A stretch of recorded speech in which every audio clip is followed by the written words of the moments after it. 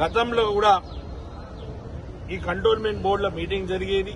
గత ప్రభుత్వాలలో గతంలో కూడా జరిగినా కూడా ఎవరు దీన్ని సరిగ్గా పట్టించుకోకుండా ఆనాటి నుంచి ఇప్పుడు ఈ కంటోన్మెంట్ కాన్స్టిట్యున్సీకి 8 వార్డులు బోర్డు కిందికి వస్తుంది. Majority of the civic communities provide చేసేది మున్సిపల్ బాడీ కంటోన్మెంట్ బోర్డు. అలాంటి కంటోన్మెంట్ బోర్డుల ఈరోజు సీఓ గారు చాలా చాలా బాధాకరమైన విషయం, ఎమ్మెల్యేకి ఎంపీకి ఓటు రైడ్ ఉండదు, ఉట్టి కూర్చోవాలన్నది.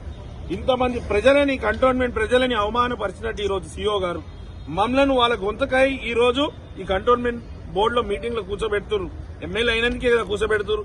అలాంటి ఎమ్మెల్యేని ఎంపీని మీరు ఉట్టి చూడాలి, మేము చెప్పింది చెయ్యాలంటే గతంలాగా ఒక ఆర్డినరీ ఎమ్మెల్యే కాదు.